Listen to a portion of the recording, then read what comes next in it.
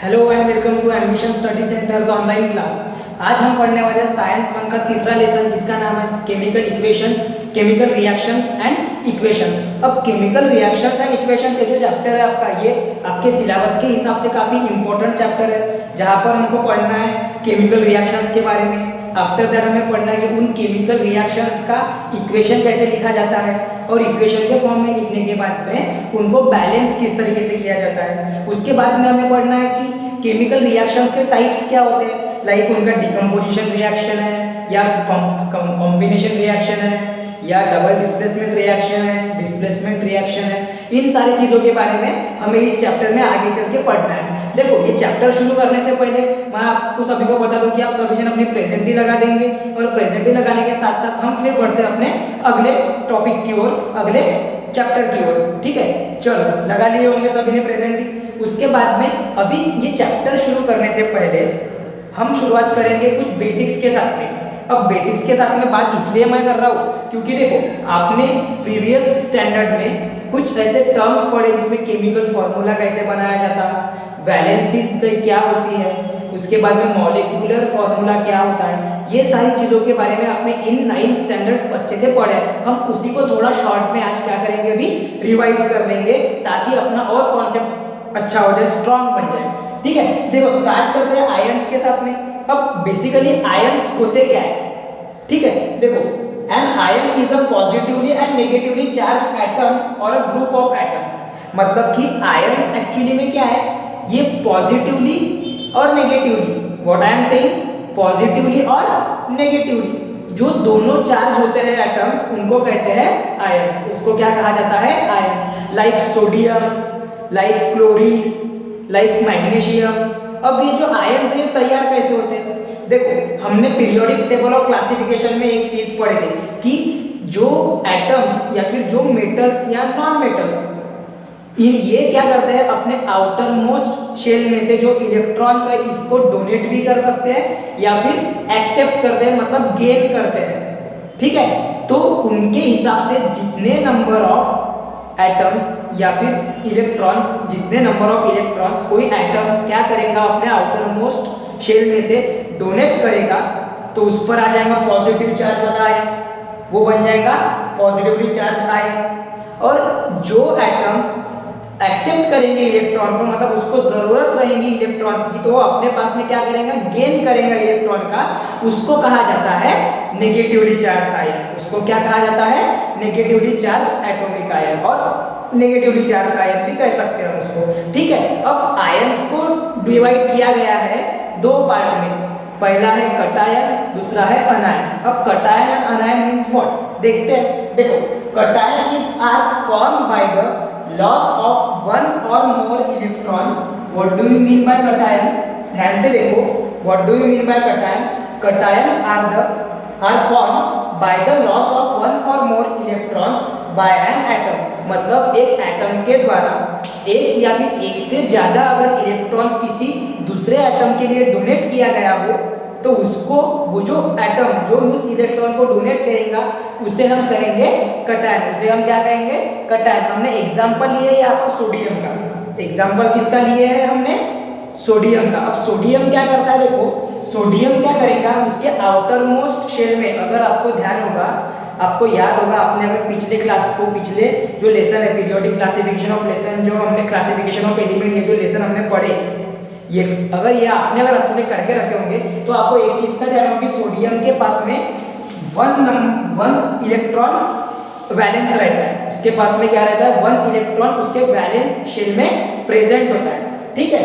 तो वो जो वन इलेक्ट्रॉन है वो क्या कर देगा, अपने वैलेंस शेल में से लॉस्ट कर देगा, मतलब किसी और को डोनेट कर देगा।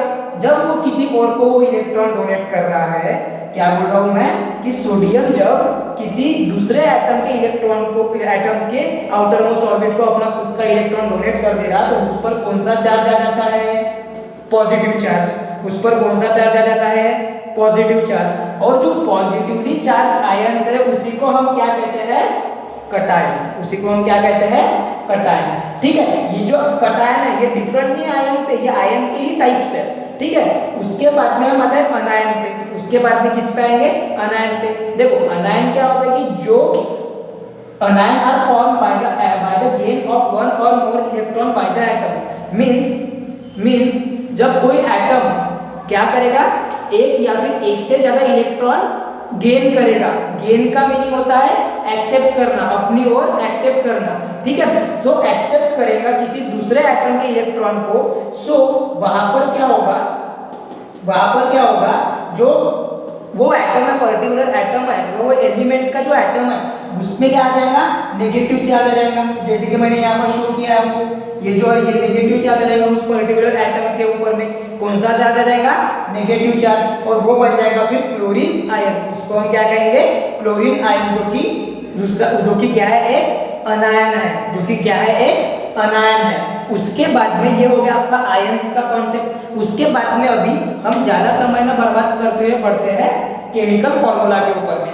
किसके ऊपर में जाएंगे अभी, केमिकल फॉर्मूला के ऊपर में, ठीक है। देखो chemical formula means what, chemical formula is the composition of the molecules of compound in terms of symbols of the element present in it.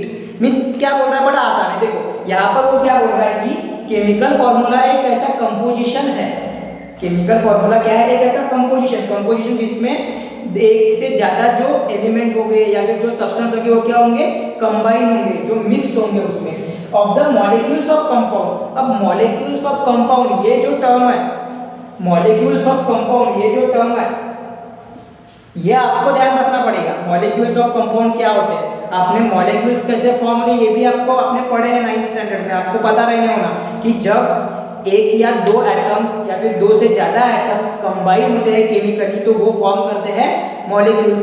और जब मॉलिक्यूल्स अगर दो से ज्यादा, एक से ज्यादा मॉलिक्यूल्स या फिर एक से ज्यादा एलिमेंट क्या होंगे, कंबाइन होंगे, तो वहां पर क्या होगा, एक कंपाउंड फॉर्म होगा। वहां पर क्या फॉर्म होगा, एक कंपाउंड। मतलब जब मॉलिक्यूल्स क्या होंगे, एक या दो से ज्यादा अगर एटम्स के जो मॉलिक्यूल्स के जो एटम्स है वो जब क्या होंगे, कंबाइन होंगे, तो वो क्या फॉर्म करेंगे, कंपाउंड फॉर्म करेंगे। So in terms of symbols and the element of the element present it, मतलब कि क्या बोला है एक शॉर्ट में, composition of molecules of compound in terms of their symbols, in terms of their symbols. Symbol का meaning क्या है कि हर बार हम जैसा अगर सपोज करके चलो कि वाटर का फॉर्मूला है, तो वाटर जो है वो बनता है हाइड्रोजन और ऑक्सीजन के कॉम्बिनेशन से, तो हम हमेशा उसके लिए हाइड्रोजन ऑक्सीजन ऐसा लिखेंगे क्या, नहीं। उसके लिए हमने एक स्टैंडर्ड केमिकल फॉर्मूला बनाया है जो कि हम उसका यूज करते हैं जब हमको उसको रिप्रेजेंट करना होता है, ठीक है। तो वही हमने बोले इन टर्म्स ऑफ सिंबल, तो उनको कौन से फॉर्म में हम रिप्रेजेंट करते हैं, इन फॉर्म ऑफ सिंबल। मतलब कि जब हम कोई फॉर्मूला बनाते हैं, केमिकल फॉर्मूला बनाते हैं, तो वहां पर दरअसल क्या होता है कि एक कंपोजिशन रहता है मॉलिक्यूल्स ऑफ कंपाउंड का, जो कि हम सिंबल्स के फॉर्म में उन एलिमेंट को शो करते हैं। समझ में आ रहा है, like the formula of the water equal to H2O। मतलब कि देखो अभी वाटर जो है वो किससे बना है, हाइड्रोजन और ऑक्सीजन से। किससे बना है वो, हाइड्रोजन और ऑक्सीजन से। सो वहां पर हमने उनके क्या यूज करे, सिंबल्स यूज करे। क्या यूज करे हमने, उनके सिंबल्स यूज करे, लाइक हाइड्रोजन के 2 मॉलिक्यूल्स और ऑक्सीजन का सिंगल मॉलिक्यूल। समझ में आ रहा, ये कंपाउंड बन गया। After that formula for the sodium chloride NaCl की अगर बात करें तो सोडियम का यहाँ पर एक मॉलिक्यूल और क्लोरीन का भी एक मॉलिक्यूल, दोनों जब कंबाइन हो जा रहा है तो वहां पर भी क्या बन रहा है, कंपाउंड बन रहा है, जिसको हमने कौन से फॉर्म में दिखा है, केमिकल फॉर्मूला के फॉर्म में दिखा है। यहाँ पर केमिकल प्रॉपर्टीज इनकी हम स्टडी करेंगे बाद में चल के। समझ में आ रहा है, ये टेक पार्ट करेंगे रिएक्शंस में, उसके बारे में जानेंगे, लेकिन अभी हमको सिर्फ केमिकल फॉर्मूला समझना था, ठीक है। अब आपने और एक चीज पढ़ी होगी इन the previous standard, that is steps of writing the molecular formula. क्या पढ़ेंगे आपने, स्टेप, क्योंकि केमिकल फॉर्मूला लिखने के स्टेप्स हम, मतलब केमिकल इक्वेशन लिखने के स्टेप्स हम आने वाले टॉपिक में पढ़ने वाले हैं। और हमको रिवाइज क्या करना है, क्या रिकॉल करना है हमें, कि writing the formula for molecular compound. अब मॉलिक्यूलर कंपाउंड जब हम लिखते हैं या बनाते हैं, जैसे कि हाइड्रोजन बना, ये एक मॉलिक्यूलर कंपाउंड है, NaCl भी एक मॉलिक्यूलर कंपाउंड है। तो ये कैसे बनते हैं, ये बनाने के लिए क्या स्टेप्स है, है ना। हमने पढ़ तो नहीं है कि केमिकल फॉर्मूला ये बनता है ऐसा, लेकिन कैसे, किस तरीके से, वो देखो। First right the symbol of the element, काफी आसान पॉइंट है। सबसे पहले हम क्या करेंगे कि कोई भी एलिमेंट जो हम जिसका हमको मॉलिक्यूलर फॉर्मूला तैयार करना है उनका क्या लिख लेंगे, सिंबल। फॉर एग्जांपल हमको अगर कार्बन टेट्राक्लोराइड बनाना है या फिर मीथेन गैस बनाना है तो वहां पर कार्बन और हाइड्रोजन का यूज होता है, तो उनका क्या लिख लेंगे हम, सिंबल लिख लेंगे। कार्बन और हाइड्रोजन का क्या लिख लेंगे, सिंबल लिख लेंगे। Okay, then after below the symbol of the each element, below the symbol of the each element we write down its valency. मतलब देखो, अगर कोई सिंबल हमने लिख लिए तो उसके बराबर एलिमेंट के नीचे जो एलिमेंट हमने कंसीडर करे हैं उस एलिमेंट के नीचे क्या लिख लेंगे, उसकी वैलेंसी लिख लेंगे। हम लिखेंगे उसकी वैलेंसी, हमें लिखनी होगी उसकी वैलेंसी। उसके बाद में क्या करेंगे, थर्ड स्टेप में crossing over the valencies of combining atom, और फिर उसके बाद में जो नेक्स्ट स्टेप हमारी रहेगी वो क्या रहेगी, क्रॉसिंग ओवर द वैलेंसीज। अब जो वैलेंसी हमको पता है उस वैलेंसी को हम क्या करेंगे, क्रॉस करेंगे। क्या करेंगे, क्रॉस करेंगे। Crossing over the valencies of the combining atom, जिन एटम को हम कंबाइन कर रहे हैं उनकी वैलेंसी क्या कर देंगे, क्रॉस कर देंगे। मैं आपको बना के भी दिखाता हूँ कि किस तरीके से बनता है, ठीक है। आप पहले इतने पार्ट का स्क्रीनशॉट, आई थिंक, हाँ ठीक है, हम क्या करते हैं यहाँ पर बनाने को देखते हैं वो, ठीक है। देखो, आई होप कि आपको दिख रहा है, हम बनाने जा रहे हैं कार्बन टेट्राक्लोराइड का molecular compound, formula for molecular compound. सबसे पहली स्टेप क्या है हमारी, first right the symbols of the element. हमको सबसे पहले क्या लिखना है, एलिमेंट का सिंबल। सो कार्बन टेट्राक्लोराइड बनाने के लिए यहाँ पर दो एलिमेंट कंबाइन हो रहे हैं, एक कार्बन और दूसरा क्लोरीन। एक कार्बन कंबाइन हो रहा है और दूसरा कंबाइन हो रहा है क्लोरीन। तो मैंने पहले इसका क्या लिख लिया, सिंबल। पहले क्या लिख लिया, इसका सिंबल। उसके बाद में सेकंड पॉइंट क्या बोल रहा है, below the symbol of the element we write down its valency. अब हमको पता है, हमने पिछले ही क्लास में पढ़े थे वैलेंसी कैसे निकालते हैं। सो आई होप कि आपको अंडरस्टैंड होगा। अभी देखो, सी का जो वैलेंसी है वो है आपका 4, कार्बन का वैलेंसी कितना है 4। फिर से वो भी टर्म में रिवाइज कर देता हूँ कैसे 4 आती है। देखो, जो इलेक्ट्रॉनिक कॉन्फ़िगरेशन है कार्बन का वो क्या है, 2 and 4। मतलब उसके आउटर मोस्ट शेल में, कार्बन के आउटर मोस्ट शेल में कितने इलेक्ट्रॉन्स प्रेजेंट होते हैं, 4। और उसको अपनी ऑक्टेट कंप्लीट करने के लिए और कितने इलेक्ट्रॉन की जरूरत है, 4 इलेक्ट्रॉन की। तो वो उसकी हो जाएगी वैलेंसी, वो क्या हो जाएगी उसकी वैलेंसी, ठीक है। और क्लोरीन के आउटर मोस्ट इलेक्ट्रॉन में होते हैं, आउटर मोस्ट शेल में होते हैं 7 इलेक्ट्रॉन्स। सो उसको अपनी ऑक्टेट कंप्लीट करने के लिए एक ही इलेक्ट्रॉन लगता है, तो उसकी वैलेंसी बन जाती है 1। और जो वैलेंसी निकालने का रूल भी अपन ने पढ़े थे in the previous chapter. Okay, so अभी third step, crossing over the valencies of the combining atom. हमने देखो सिंबल भी लिख लिए, उनकी वैलेंसी भी लिख ली। अब हम क्या करेंगे, एक दूसरे के साथ में उनकी वैलेंसीज को करेंगे क्रॉस। एक दूसरे के साथ में उनकी वैलेंसी को क्या करेंगे, क्रॉस, और उसको फिर कंबाइन करके लिख लेंगे। देखो, अभी सी के साथ में किसका कौन सा नंबर क्रॉस हो रहा है, यहाँ पर 1। सो हम लिख लेंगे C1। और Cl के साथ में कितने नंबर ऑफ वैलेंसी मल्टीप्लाई हो रही है, वो आ जाएंगी Cl4, जिसको हम लिखेंगे उसके सबस्क्रिप्ट में। किसमें लिखेंगे, सबस्क्रिप्ट में, मतलब ये नीचे। अब देखो C1 रहा, मतलब 1 नंबर ऑफ एलिमेंट रहा, 1 नंबर ऑफ एटम रहा या फिर इलेक्ट्रॉन रहा, तो उसको हम 1 से नहीं भी डिनोट करें तो भी वो एक्सेप्टेबल है। सो इसी को हम कैसे लिखेंगे, और CCl4, ये बन गया कार्बन टेट्राक्लोराइड, ये बन गया carbon tetrachloride. Is it okay up to this, पक्का। इसी तरीके से हम किसका बना सकते हैं, फिर H2O के लिए भी बना सकते हैं। इसी तरीके से किसके लिए बना सकते हैं, H2O के लिए। कुछ नहीं करना है, बड़ा ही आसान है। हाइड्रोजन का एलिमेंट, हाइड्रोजन का सिंबल लिख लेंगे, ऑक्सीजन का सिंबल लिख लेंगे। आपको हाइड्रोजन की वैलेंसी पता है 1, ऑक्सीजन की वजह से देखा जाए तो वैलेंसी कितनी होती है 2। ऑक्सीजन की वैलेंसी कितनी है 2। सो यहाँ पर क्या हो जाएगा, फिर से क्रॉस मल्टीप्लाई। क्या हो जाएगा यहाँ पर, क्रॉस मल्टीप्लाई, ठीक है। ऑक्सीजन की 2 कैसे बने वो आपको अंडरस्टेबल है, वो आपको अंडरस्टूड है। ऑक्सीजन का एटॉमिक नंबर है 8। सो 2 एंड 6, तो नंबर ऑफ वैलेंस इलेक्ट्रॉन कितने हैं उसके आउटर मोस्ट शेल में 2, वो उसकी वैलेंसी बन गई।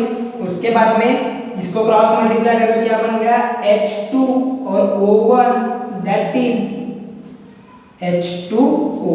समझ में आ रहा है, वेरी इजी कॉन्सेप्ट, ठीक है। चलो अब ये जो है इसका पूरा स्क्रीनशॉट ले लो आप, और उसके बाद में हम बढ़ते हैं अपने अगले टॉपिक की ओर।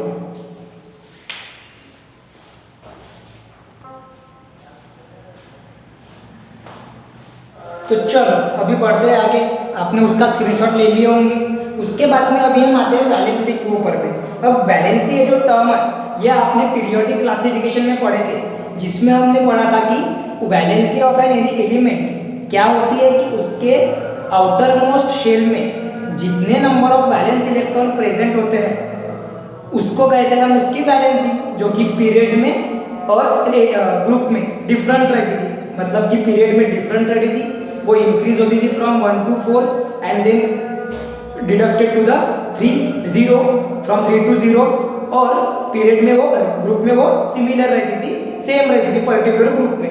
अब जब हम केमिकल रिएक्शंस की बात करते हैं या फिर केमिकल इक्वेशंस की बात करते हैं तो वैलेंसी का मीनिंग तो वही वहाँ पे वही रहेगा, जो सेम है वही रहेगा, लेकिन थोड़ा इसको हम अलग तरीके से लिखते हैं, उसको समझने की कोशिश हम अलग करते हैं। देखो कैसे करेंगे, the capacity of an element to combine is called as valency. मतलब कि कोई एलिमेंट, अब हम ये ऐसा क्यों बोल रहे हैं उसके पीछे का भी रीजन है, क्योंकि देखो अगर एलिमेंट्स की अगर आप जो नॉर्मल प्रॉपर्टीज है वो अगर पढ़ेंगे उसके अकॉर्डिंग वैलेंसी हमने जो पीरियोडिक क्लासिफिकेशन ऑफ एलिमेंट में पढ़ा था वो सही है। उसके बाद में अभी हम यहाँ पर पढ़ रहे हैं केमिकल चेंजेस के बारे में। तो यहाँ पर एलिमेंट क्या होंगे, केमिकली कंबाइन होंगे। केमिकली कंबाइन होने के लिए वो ऐसे ही कोई भी एलिमेंट किसी भी कोई भी दूसरे एलिमेंट के साथ में कंबाइन नहीं होगा, वो डिपेंड करेगा उस एलिमेंट के वैलेंसी के ऊपर में कि वो कितने नंबर ऑफ एटम्स शेयर कर सकता है किसी दूसरे के साथ में, कितने नंबर ऑफ बॉन्ड्स वो तैयार कर सकता है किसी दूसरे एलिमेंट के एटम के साथ में, है ना। मतलब कि हमें यहाँ पर ये डिटरमाइन करना है कि वैलेंसी के ऊपर से हम किस तरीके से कंपाउंड केमिकल फॉर्मूला तैयार कर सकते हैं, ठीक है ना, जो कि हमने इसके पहले भी पढ़े थे, बराबर है। देखो the capacity of an element to combine is called as a valency. I hope इसका मीनिंग अभी आपको क्लियर हो गया। एक एलिमेंट की कैपेसिटी कि कोई कंबाइन होकर नया प्रोडक्ट या नया सब्सटेंस तैयार करे, उसको हम कहते हैं उसकी valency. It is the number, ये पूरा लिखना पड़ेगा आपको, it is the number of the chemical bond form by one atom of an element with another atom.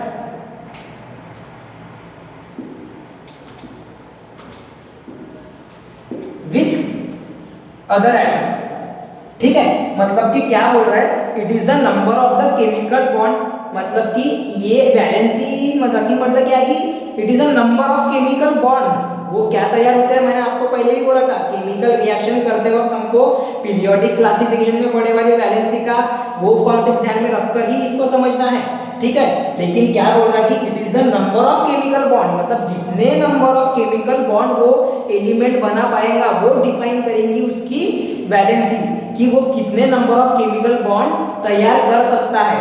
समझ में आ रहा है कि मैं एग्जाम्पल जब कराऊंगा तो आपको और अच्छे से क्लियर होगा, मैं जब एग्जाम्पल कराऊंगा तो आपको और अच्छे से क्लियर होगा, ठीक है। अब देखो यहाँ पर valency is the number of chemical bond form by one atom of the element with other atom. मतलब कि दो एटम की तो जरूरत लगेगी लगेगी, तो जो पहला वाला एटम है उसके साथ में जो दूसरे एलिमेंट के एटम के साथ में जो नंबर ऑफ बॉन्ड्स बनाएगा कोई एलिमेंट, उसको हम कहेंगे उस एलिमेंट की या उस कंपाउंड की वैलेंसी। समझ में आ रहा है। लाइक हम एग्जांपल कंसीडर करते हैं द वैलेंसी ऑफ कार्बन। अब वैलेंसी ऑफ कार्बन क्या है, 4।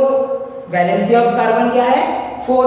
अब कार्बन की वैलेंसी 4 है, मतलब कि उसके आउटर मोस्ट शेल में, मतलब कि उसके आउटर मोस्ट शेल में कितने इलेक्ट्रॉन प्रेजेंट रहेंगे, कितने नंबर ऑफ इलेक्ट्रॉन प्रेजेंट रहेंगे उसके। ये जो कॉन्सेप्ट है ये आप कार्बन एंड कंपाउंड में पढ़ोगे अच्छे से। कार्बन की जो प्रॉपर्टीज है वो भी अच्छा चैप्टर है, वो हम बाद में पढ़ेंगे, अभी पहले इस पर फोकस करना है, वो भी इंपॉर्टेंट है आपके बोर्ड के हिसाब से, ठीक है। तो ये जो है अभी यहाँ पर हमको पढ़ना है कि जो हमने बोले कि नंबर ऑफ केमिकल बॉन्ड तो वो हम तैयार करेंगे अभी यहाँ पर। देखो कार्बन की वैलेंसी है 4, तो यहाँ पर वो क्या करेगा कि कोई भी एलिमेंट के साथ में, कोई भी एलिमेंट के एटम्स के साथ में 4 बॉन्ड बना पाएगा। कितने बॉन्ड बना पाएगा? 4 बॉन्ड्स, केमिकल बॉन्ड्स तैयार कर पाएगा। ठीक है, जैसे कि अगर हम कंसीडर करते हैं हाइड्रोजन, अब हाइड्रोजन की जो वैलेंसी है वो कितनी है? 1।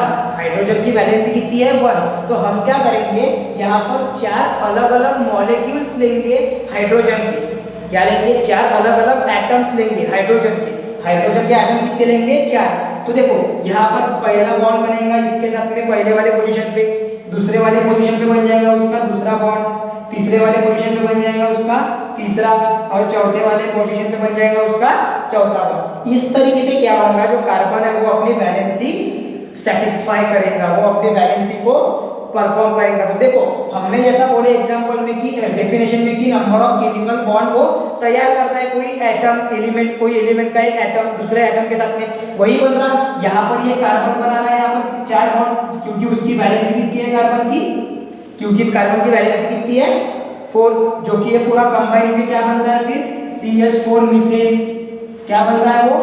कंबाइन होकर वो बनता है CH4, जिसका नाम है, केमिकल नाम है उसका, वैसे देखा जाए तो methane. It is use in a gobar gas. Okay, जो gobar gas as a fuel हम यूज करते हैं तो उसमें उसका यूज भी होता है मीथेन का, और ऑटोमोबाइल्स वगैरह, ऑटो व्हीकल्स वगैरह जो भी है उसमें भी यूज किया जाता है। ठीक है, उसके बाद में ये मीथेन गैस के बाद में अभी हम बढ़ते हैं वैलेंसी के बाद में अपने फिजिकल चेंज और केमिकल चेंज की ओर। अभी धीरे धीरे हम अपने चैप्टर की ओर बढ़ रहे हैं, जिसमें हम सबसे पहले स्टार्टिंग में पढ़ेंगे कि फिजिकल चेंज क्या होता है और केमिकल चेंज क्या होता है। देखो फिजिकल चेंज जनरली हम क्या कहते हैं कि जैसे कोई सब्सटेंस है सपोज, तो एक वो किसी सब्सटेंस के टेम्परेचर में चेंज आना, उसका कोई प्रेशर होता होगा, प्रेशर होता होगा तो प्रेशर में चेंज आना उसके, आफ्टर दैट उसका साइज चेंज होना, स्टेट ऑफ मैटर चेंज हो जाना, मतलब कि वो सॉलिड स्टेट से गैसियस स्टेट में चेंज होना, या फिर लिक्विड टू गैसेस में जाना, या फिर डायरेक्ट सॉलिड टू गैसेस, जैसे कि सब्लिमेशन की प्रोसेस होती है ना। तो ये जो फिजिकल चेंजेस होते हैं, लेकिन इन सब में कौन सी चीज कॉमन रहती है कि वो जो मैटर या फिर वो जो सब्सटेंस हम कंसिडर करते हैं फॉर द फिजिकल चेंज, उसकी प्रॉपर्टीज या फिर उसका कंपोजिशन चेंज होता है क्या? उसका कंपोजिशन चेंज नहीं होता। ठीक है, उसका कंपोजिशन चेंज हुए बिना, मतलब कि कोई नया कंपाउंड बने बिना वहां पर क्या होता है? फिजिकल चेंज होता है। ठीक है, उसके बाद में हम आते हैं केमिकल चेंज के ऊपर में। अब chemical change means what? The composition of the matter changes during the process is called as chemical change. Very easy. देखो क्या बोला है कि जब दो कंपाउंड या फिर दो एलिमेंट या फिर दो सब्सटेंस बोल लेते हैं नॉर्मली, दो सब्सटेंस जब क्या होते हैं?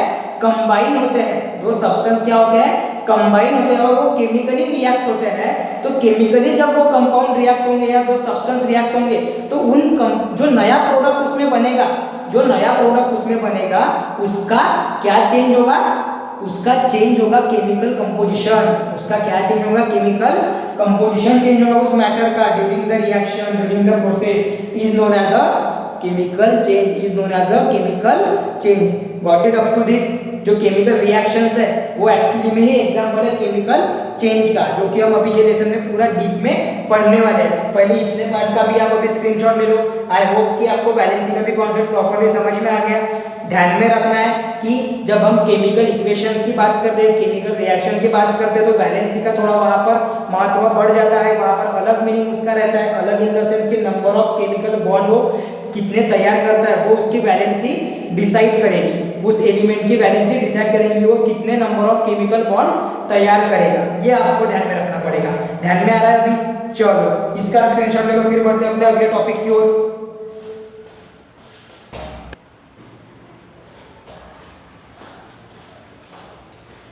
तो चलो अभी आई होप कि आपने वो भी पूरा अपना जहाँ तक कि अपन ने पढ़े अभी वो पूरा आप सभी को समझ में भी आ गया। अब देखो हम बढ़ते हैं अपने चैप्टर की ओर, जिसमें उस चैप्टर के स्टार्टिंग में आपको दिया हुआ है कि कैन यू रिकॉल। वहाँ पर कुछ क्वेश्चंस पूछे गए हैं, जैसे कि मैं आपको एक एक करके सभी क्वेश्चंस का आंसर बताता हूँ अभी। देखो पहला क्वेश्चन ये है कि what are the type of molecules of elements and compound, मतलब कि टाइप ऑफ एलिमेंट और type of compound, type of molecules of element and type of molecules of compound क्या होते हैं। तो जो आंसर है पहला, जिसका कि हम कहेंगे अभी कि टाइप ऑफ मॉलिक्यूल जो है, जो मॉलिक्यूल एलिमेंट के जो मॉलिक्यूल्स है, एलिमेंट्स के जो मॉलिक्यूल्स है वो एक सिंगल टाइप के एटम से बनते हैं। एलिमेंट्स के जो मॉलिक्यूल्स है वो क्या बनते हैं, सिंगल एटम के टाइप से बनते हैं। जैसे कि हम बात करेंगे अभी हाइड्रोजन की, तो अगर हाइड्रोजन का हम मॉलिक्यूल बना रहे हैं, सपोज करके चलते कि हाइड्रोजन के मॉलिक्यूल्स है, हाइड्रोजन का जो हाइड्रोजन एटम का जो मॉलिक्यूल्स है वो बन रहा है जब क्या हो जाएगा, टू हाइड्रोजन एटम्स के एटम्स क्या हो जाएंगे, कंबाइन हो जाएंगे, जो कि एक ही टाइप के हैं। तो इसका क्या बन जाएगा, हाइड्रोजन मॉलिक्यूल। कितने इसका बन जाएगा, वो 2H2 मॉलिक्यूल बन जाएगा, ताकि यहाँ पर कितना हाइड्रोजन ऐड हो रहा है, 2 हाइड्रोजन ऐड हो रहे हैं, 2 एटम्स ऑफ हाइड्रोजन ऐड हो रहे हैं। ध्यान में आ रहा है। तो इस टाइप में क्या होगा कि the molecules of an element are made up of one or more atom that of the exactly same atom, और the molecules of a compound is made up of different types, atoms of different type. और molecule of जो compound है वो किससे बनता है, atoms of different type, like NaCl हो गया, then after sodium hydroxide NaO NaH। तो ये क्या है, कंपाउंड है। वाटर ये कंपाउंड है। ये कंपाउंड क्या हो रहा है कि जो एटम्स है वो किससे बन रहा है, अलग अलग एलिमेंट के एटम दिए जा रहे हैं वहां पर, जो कि डिफरेंट टाइप के हैं। ओके, उसके बाद में आपका सेकंड क्वेश्चन है, what is meant by the valency of element. Valency of element हमने जस्ट अभी थोड़ी देर पहले ही पढ़े, उसकी डेफिनेशन लिखी, वो आपको लिखनी है, ठीक है। ओनली डेफिनेशन आपको वहां पे एक्सेप्टेबल है। देन थर्ड क्वेश्चन में आपको 2 क्वेश्चंस पूछे गए, जिसमें पहला क्वेश्चन है कि what is the requirement of writing the molecular formula of different compound. क्या जरूरी है कि कौन सी ऐसी रिक्वायरमेंट है for the writing of molecular formula of different compound, जो कि हमने देखो आपको मैंने वो स्टेप्स लिखा था, 3 स्टेप लिखा था, steps for writing the chemical for molecular formula for the element लिखा था। बस वही आपको तीनों स्टेप वहां पर मेंशन करना है पहले वाले इसमें, है ना। रिक्वायरमेंट क्या है, जैसे कि सिंबल्स की रिक्वायरमेंट है, उसके बाद में उसकी वैलेंसी है वो, and how are the molecular formula of the compound return, कैसे लिखा जाता है। तो उसमें जैसे आपको मैंने एग्जांपल के साथ में बोला था कि पहले हम सिंबल लिखेंगे, उसके बाद में उसके सिंबल के नीचे उसकी वैलेंसी लिखेंगे, वैलेंसी लिखने के बाद में उन वैलेंसी को करेंगे हम क्रिस क्रॉस, ताकि वो जो एटम्स है वो क्या हो जाए, क्रॉस हो जाए, बराबर है। वैलेंसी उनकी क्रॉस होती है, और वैलेंसी क्रॉस होने के बाद में हम क्या तैयार करते हैं, उसका मॉलिक्यूलर फॉर्मूला। उसका क्या तैयार करते हैं अपन, molecular formula, that is also known as a formula for compound, that is also known as formula for compound. Is it okay up to this. देखो आई होप कि आपको तीनों क्वेश्चन के आंसर मैंने पहले ही लिखा दिया था आपके बेसिक्स में, तो आपको ये क्वेश्चंस के आंसर जम जाएंगे। और दूसरी चीज, आप जब नोट्स लिखते हो तो जैसे हम कैसा कर रहे हैं कि यहाँ पर कैन यू रिकॉल जो है आपको डिक्टेट कर दे रहे हैं, तो आपने क्या करना है, जब आप अपने नोट्स बनाओगे तो आपको कैन यू रिकॉल के क्वेश्चंस भी अपने नोट्स में लिखते चलना है, ताकि आपका वो भी पार्ट कवर हो जाता है। फिर जो आप नोट्स बनाते हो, तो मैंने क्या किया, कुछ पार्ट में बड़े शॉर्ट में लिखा है, बहुत शॉर्ट में लिखा है। तो जो शॉर्ट में हमें कॉन्सेप्ट समझने के लिए लिखा है, आपको आपकी टेक्स्ट बुक भी प्रेफर करना है। जो मैं लिखा रहा वो तो ठीक है, आपको आपकी टेक्स्ट बुक भी प्रेफर करना है, और टेक्स्ट बुक में से जो पॉइंट आपके निकल के आते वो भी आपको लिखना है, उसमें ऐड ऑन करना है, तब जाके आपके कंप्लीट नोट्स बनेंगे। ओके, अब बढ़ते हैं हम अपने लेसन की ओर। अब लेसन के ओर में जैसा हम बात करेंगे अभी केमिकल रिएक्शन की, क्योंकि हमारा लेसन ये केमिकल रिएक्शन, तो केमिकल रिएक्शन समझना काफी जरूरी है। केमिकल रिएक्शन समझने के लिए फिजिकल चेंज और केमिकल चेंज क्या होता है वो हमने पढ़ लिए।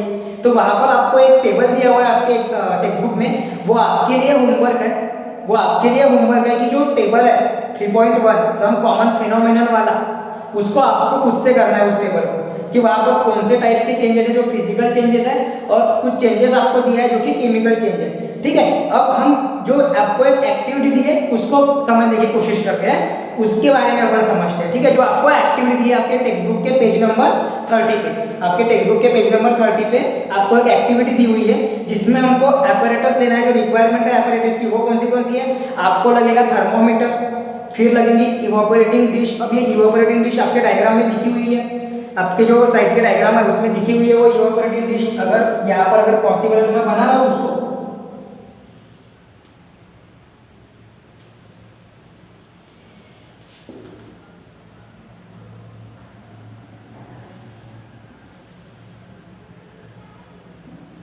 इवापोरेटिंग डिश जिसमें कुछ मटेरियल है, यहाँ पे डायग्राम बना देता हूँ, मतलब आपको और प्रॉपरली समझेगा फिर।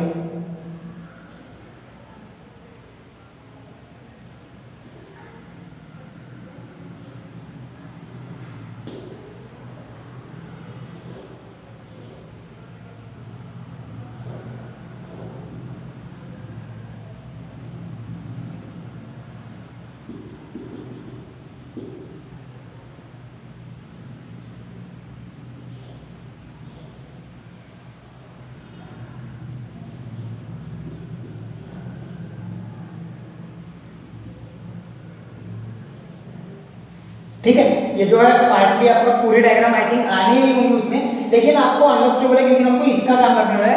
इसके नीचे में है बर्नर, इसके नीचे में जो है जो आपको दिख रहा है फ्लेम है आपकी, समझ के लेना है आपको, जिसमें ये फ्लेम है जो कि है बर्नर। ठीक है, तो अभी ये जो एक्टिविटी है इसमें क्या बोला गया है कि आपको लेना है thermometer, evaporating dish, after that tripod stand, ये आफ्टर दैट ट्राइपॉड स्टैंड के बाद में फनेल एंड बंसन बर्नर, मतलब कि इसका जो नाम है बंसन बर्नर।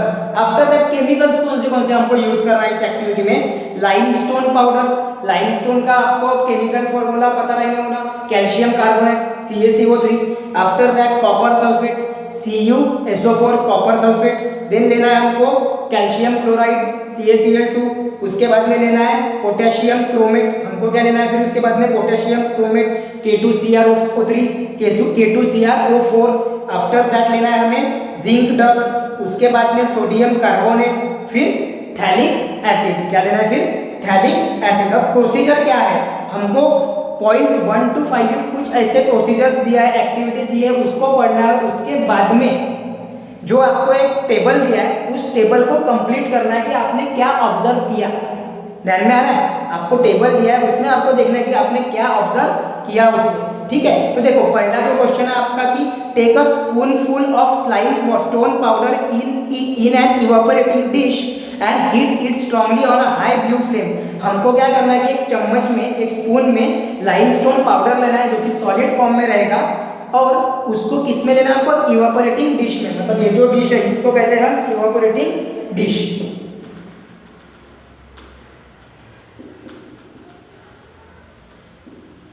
इसमें हमने क्या ले लिए, लाइमस्टोन पाउडर, क्या ले लिए लाइमस्टोन पाउडर, और इसको क्या करना है बहुत घने आंच में उसको हीट करते चलना है। ध्यान में आ रहा है, तो हम जब इसको हीट करेंगे तो इसमें क्या होगा, गैस रिलीज होंगी।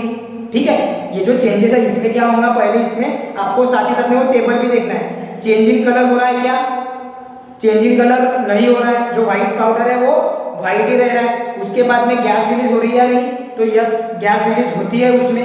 आपको अभी जब आप आपके केमिस्ट्री लैब में जब आप उसका एक्सपेरिमेंट परफॉर्म करोगे तो आपको वो क्लियर हो जाएगा। मैं उसके अभी फिलहाल में आपको आंसर्स बता देता हूँ कि वहाँ पर क्या होगा, कलर चेंज नहीं होगा लेकिन वहाँ पर गैस रिलीज होंगी। ठीक है, उसके बाद में कलरलेस गैस रहेंगी जो कि वो CO2 की। आफ्टर दैट क्या होगा, उसमें टेम्परेचर चेंज नहीं होता है, और वो जो चेंज है वो कौन सा चेंज रहेगा, उसका केमिकल चेंज रहेगा। कौन सा चेंज रहेगा, वो केमिकल चेंज, क्योंकि एक केमिकल फॉर्मूला को हम क्या कर रहे हैं वहाँ पर डिकम्पोज कर रहे हैं, क्या कर रहे हैं, in the presence of heat decompose कर रहे हैं। ओके, आफ्टर दैट दूसरा हमारा जो पार्ट है वो है add a zinc that is dust into the copper sulphate solution. दूसरे स्टेप में हमें क्या करना है कि जिंक डस्ट को, जिंक की जो डस्ट है जो पाउडर फॉर्म में होगा उसको किस में डालना है, कॉपर सल्फेट सॉल्यूशन में। मतलब कि अगर हम कंसीडर करेंगे उसकी रिएक्शन तो वो कुछ इस प्रकार से बन जाएगी ZnSO4। तो ये रिएक्शन का आंसर आता है ZnSO4 प्लस Cu। ये रिएक्शन बनती है उसकी। हमको यहाँ पर रिएक्शन तो नहीं लिखना है, हमको सिर्फ ऑब्जर्वेशन दिए हैं, उन ऑब्जर्वेशन को स्टडी करना है। तो वहां पर क्या बोले कि कॉपर सल्फेट सॉल्यूशन, तो क्या होगा उसमें, जब कॉपर सल्फेट सॉल्यूशन में हम जिंक डस्ट को ऐड करेंगे तो क्या होगा, ये जो जिंक है वो उस सल्फेट में कलर चेंज करेगा, उस कॉपर सल्फेट सॉल्यूशन में क्या करेगा, कलर चेंज करेगा, और ये कॉपर को वहां से रिमूव करेगा, कॉपर को वहां से क्या करेगा, वो रिमूव करेगा। ठीक है, तो वहां पर कौन से चेंजेस आएंगे, कलर चेंजेस आएंगे। कलर चेंजेस में क्या होगा, पहले जो कॉपर सल्फेट सॉल्यूशन था हमारा वो था ब्लू कलर का, उसके बाद में वो बन गया फिर कलरलेस। वो जो ZnSO4 जो है ना, ये जो ZnSO4 जो निकलता वहां से बन के वो क्या हो जाता फिर कलरलेस, वो क्या बन जाता कलरलेस।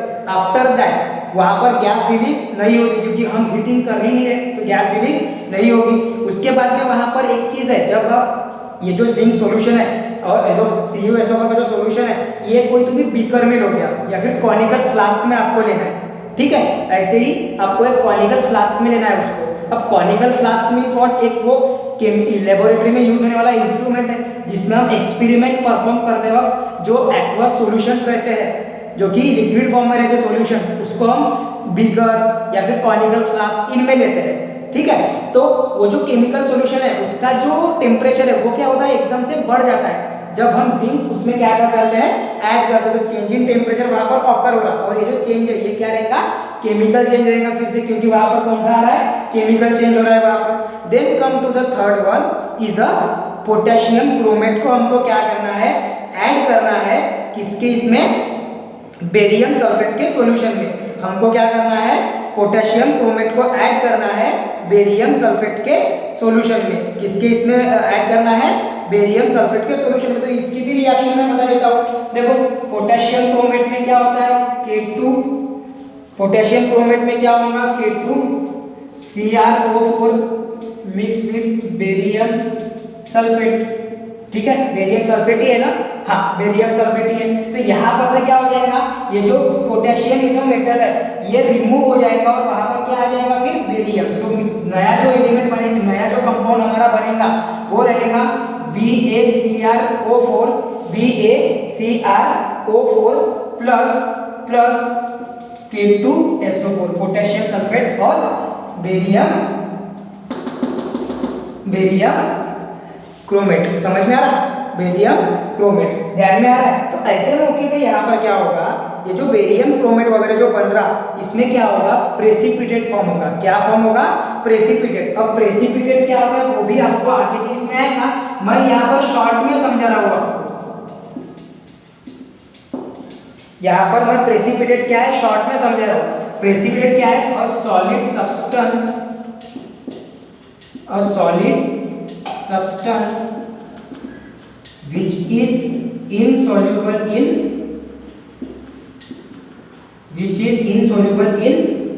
water। तो जो हमारा थर्ड एक्टिविटी का आपको अगर पॉइंट अगर आपको लिखना है तो उसका कलर चेंज रहेगा, येलो प्रेसिपिटेट। क्या होगा उसका, येलो प्रेसिपिटेट। उसके बाद में गैस उसमें इवॉल्व नहीं होती है, जो आपको बोला है ना थर्ड, इसमें उसमें गैस इवॉल्व नहीं होगी। There is a temperature, there is a no change in temperature. वहां पर भी टेम्परेचर का चेंज हो रहा है क्या, नहीं हो रहा है। And the fourth thing is that there is a chemical change. वो कौन सा चेंज है, केमिकल चेंज है। उसके बाद में हम आते हैं अपने फोर्थ पॉइंट पे, जो फोर्थ एक्टिविटी पे। वहां पर क्या बोला गया है, add sodium carbonate Na2CO3 to the sodium carbonate solution to the calcium chloride. उसकी भी रिएक्शन आपको मैं लिख कर दे देता हूँ।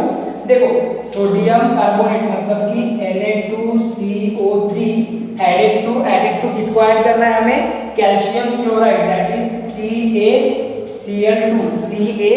CaCl2। तो यहाँ पर क्या प्रोडक्ट बनेगा, देखो यहाँ पर क्या प्रोडक्ट बनेगा, ये जो Ca है ये किसको रिप्लेस कर देगा, Na को। तो यहाँ पर बन जाएगा CaCO3 that is a calcium carbonate, और फिर से क्या बनेगा 2NaCl। ये बैलेंसिंग द केमिकल इक्वेशन। ये जो 2NaCl कैसे बना ये हम अगले वाले क्लास में और डीप में पढ़ेंगे, तो आपको उसकी आइडिया भी क्लियर हो जाएगी। अभी आपको यहाँ पर बस ये समझ लेना है कि वो इक्वेशन कैसे फॉर्म हुआ, ध्यान में रखो, रिएक्शन कैसे कैरी आउट हुई। तो यहाँ पर ये जो CaCO3 है, यहाँ पर ये जो CaCO3 है, इसमें क्या हो रहा है कि एक व्हाइट कलर का प्रेसिपिटेट हमें मिलेगा। क्या मिलेगा, एक व्हाइट कलर का प्रेसिपिटेट मिलेगा फिर से। तो वो जो व्हाइट कलर का प्रेसिपिटेट है उसका जो रहेगा CaCO3 का जो फॉर्मूला रहेगा वो रहेगा आपका व्हाइट कलर का प्रेसिपिटेट रहेगा वो। और उसके बाद में वहां पे कोई भी गैस रिलीज नहीं होती है, वहां पर कोई भी गैस रिलीज नहीं हो रही है। टेम्परेचर वहां पर क्या होगा, डिक्रीज होगा उसका, टेम्परेचर क्या होगा उसका, डिक्रीज होगा। एंड देन आफ्टर वो जो चेंज रहेगा फिर से वो क्या रहेगा, केमिकल चेंज। कौन सा चेंज रहेगा, ये जो इक्वेशन में होने वाला जो चेंज है वो कौन सा चेंज रहेगा आपका, केमिकल चेंज। उसके बाद में जो फिफ्थ एक्टिविटी आपको बोली है उसमें देखा है कि हमको लेना है थैलिक अनहाइड्राइड इन इवापोरेटिंग डिश। तो उसमें क्या हो रहा है कि जो चेंज इन कलर वगैरह है ये कुछ भी नहीं हो रहा है। आफ्टर दैट उसको रिएक्ट करना है स्टीम के साथ में, जो कि एक गैसियस फॉर्म ऑफ वाटर भी है। उसके बाद में वहां पर जो वेपर्स है, मतलब कि जो स्टीम है वो क्या होगी, वहां से रिलीज होंगी, मतलब कि वहां पर क्या चेंज होगा, गैस इवॉल्व होंगी उसमें। After that change in temperature वहां पर ऑकर होगा क्या किसी भी प्रकार से? नो। और वो जो चेंज है वो यहाँ पर कैटेगराइज होगा एज अ फिजिकल चेंज, वो आपको नोट डाउन करना है। नेचर ऑफ चेंज जो आपका टॉपिक है उसमें एक कॉलम दिया हुआ है आपको नेचर ऑफ चेंज की, इसमें तो वहां पर आपको देखना है कि वो कौन सा चेंज है, फिजिकल चेंज है वो, ठीक है। देन आफ्टर आपको दिया आपके इसमें कि केमिकल चेंज क्या होता है और फिजिकल चेंज क्या होता है, जो कि हमने अर्लियर अभी पढ़े। उसके बाद में आपको केमिकल रिएक्शन क्या होती है उस पर हम आते हैं। अब देखो केमिकल रिएक्शन एक्चुअली क्या है। अब chemical reaction is a process, chemical reaction is a process in which some substances undergo bond breaking. अब ये बॉन्ड ब्रेकिंग क्यों? क्योंकि जैसा हम ये एग्जांपल कंसीडर करते हैं लाइक Zn plus H2SO4, तो यहाँ पर जो ये H2SO4 है इनमें केमिकल बॉन्डिंग हुई है, तो जब ये रिएक्ट हो रहे हैं एक दूसरे के साथ में, तो यहाँ पर ये जो H2 है इसका जो बॉन्ड है SO4 के साथ में, H2 का जो बॉन्ड है SO4 के साथ में वो क्या हो रहा है यहाँ पर ब्रेक डाउन हो रहा है, और वो किसके साथ में जुड़ जा रहा है, फिर वो SO4 जिंक के साथ में, किसके साथ में जुड़ जा रहा है, वो जिंक के साथ में। मतलब कि जो हमने बोले कि some substances undergo the bond breaking and transferred into new substance by the formation of new bond। और यहाँ पर देखो ये ट्रांसफर होके कौन सा एक नया सब्सटेंस बन गया ZnSO4, जो कि क्या है एक न्यू बॉन्ड तैयार हुआ उनके बीच में, Zn के बीच में और SO4 के बीच में क्या तैयार हुआ, नया बॉन्ड तैयार हुआ। तो इसीलिए हम यहाँ पर बोलेंगे कि chemical reaction is a process in which the substance undergoes the bond breaking and transfer into new substance which having the new chemical properties as well as physical properties। उनकी केमिकल और फिजिकल दोनों भी properties भी क्या हो जाएंगी, उसकी change हो जाएंगी आफ्टर अ केमिकल रिएक्शन। अब हम जब केमिकल रिएक्शन की बात करते हैं तो केमिकल रिएक्शंस में दो टर्म्स हमें पढ़ना होता है। ये देखो आपने Zn plus H2SO4 करे तो इतना जो पार्ट है, ये जो लेफ्ट हैंड साइड में जो पार्ट है जो कि रिएक्शन में टेक पार्ट कर रहा है, ये जो सब्सटेंस है जो रिएक्शन में क्या होंगे, कंबाइन होंगे।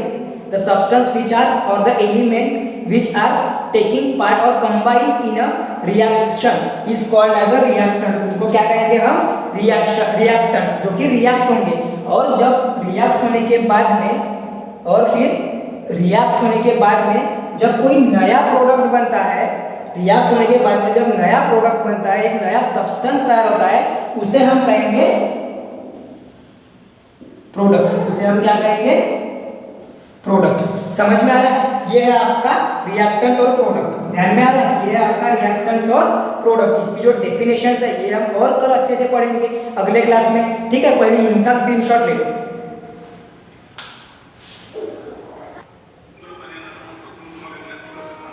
तो अभी हम स्टार्ट करते हैं अपना जो रिएक्टेंट और प्रोडक्ट का पार्ट है वो। देखो हमने केमिकल रिएक्शन पढ़े। Chemical reaction is a process in which the some substance goes undergoes bond breaking and transferred into new substance. अब जो नया सब्सटेंस तैयार हो रहा है जिसको हमने प्रोडक्ट कहा था, और जो सब्सटेंस टेक पार्ट कर रहा है केमिकल रिएक्शन में उसको हमने क्या कहा था, रिएक्टेंट। उसकी डेफिनेशन यहाँ पर लिख देंगे। देखो the substance which take part in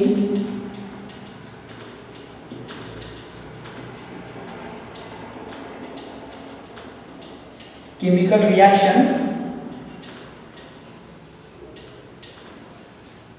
is called as reactants। Like ये जो एग्जांपल हम देखेंगे Zn plus H2SO4 gives ZnSO4 plus H2। तो यहाँ पर जो लेफ्ट हैंड साइड में जो आपने लिखे हैं दो सब्सटेंसेस, दो कंपाउंड और मॉलिक्यूल, इसको हम कहेंगे रिएक्टेंट, जो कि टेक पार्ट कर रहा है केमिकल रिएक्शन में, वो कंबाइन हो रहे हैं, उन्हीं का बॉन्ड ब्रेकिंग हो रहा है, उन कंपाउंड का बॉन्ड ब्रेकिंग हो रहा है, और उसके बाद में जो नया हमको सब्सटेंस मिल रहा है, जो नया प्रोडक्ट मिल रहा है, वो मिलेगा इन दोनों के कॉम्बिनेशन से। अब प्रोडक्ट की बात करें तो प्रोडक्ट में क्या आएगा, the new substances form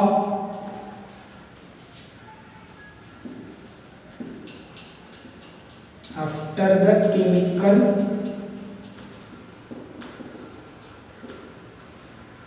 reaction take place is called as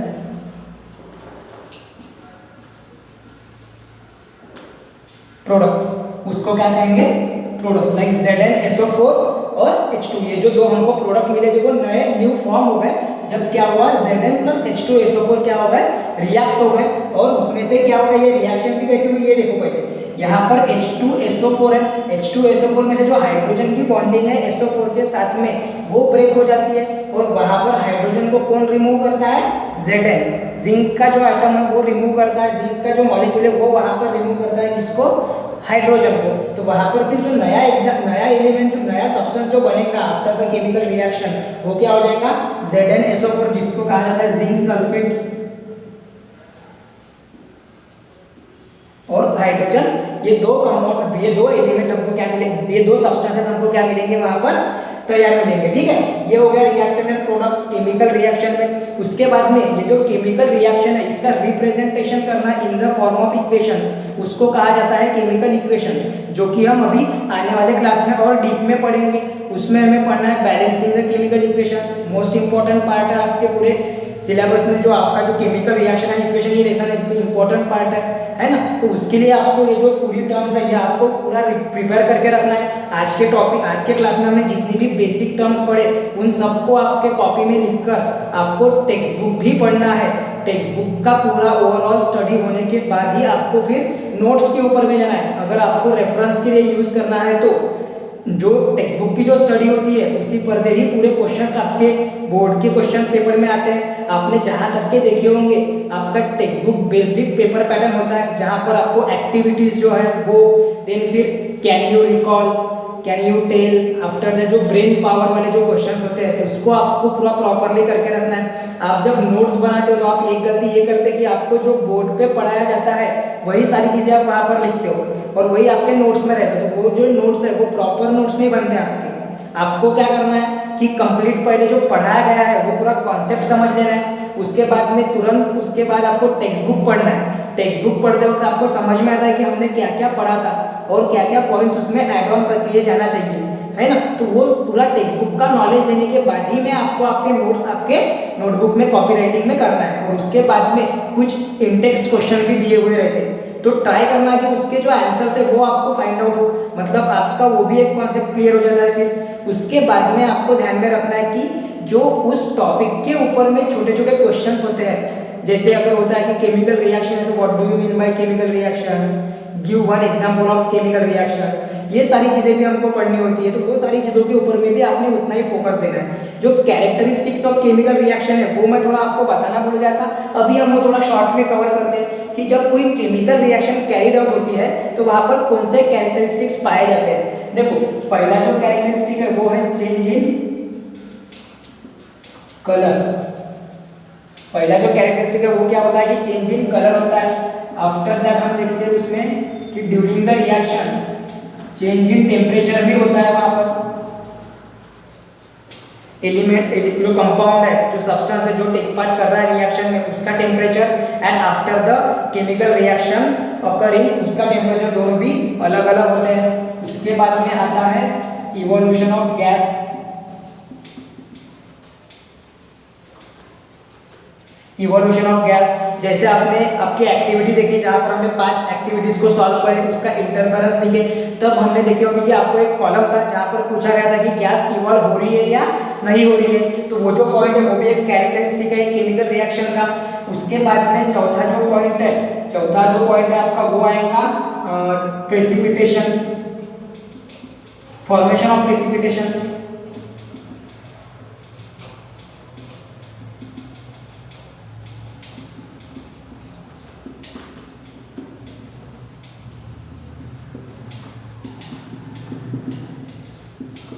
आपका वहाँ पर प्रेसिपिटेट भी फॉर्म हो रहा था कोई केमिकल रिएक्शन में, तो वो फॉर्मेशन ऑफ प्रेसिपिटेट भी आपका एक कैरेक्टरिस्टिक निकल जाता है। आफ्टर दैट हाँ, ये जो 4 कैरेक्टरिस्टिक्स है और एक पांचवा है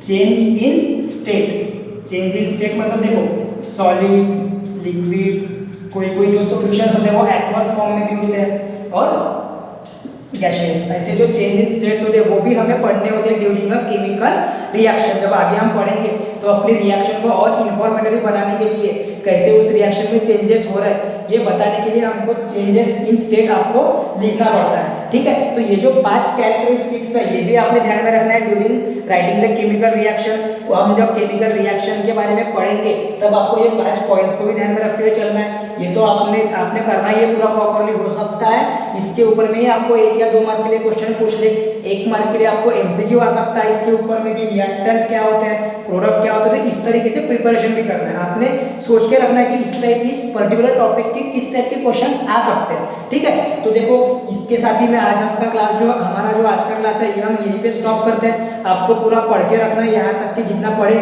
जो बेसिक्स आपको इसके पहले स्टार्टिंग में मैंने लिखाया वो सारी चीज़ों को भी एक बार पूरा रिवाइज करके आना है। फिर हम कल के क्लास में देखेंगे बैलेंसिंग द केमिकल इक्वेशन के स्टेप्स और कुछ एग्जाम्पल्स।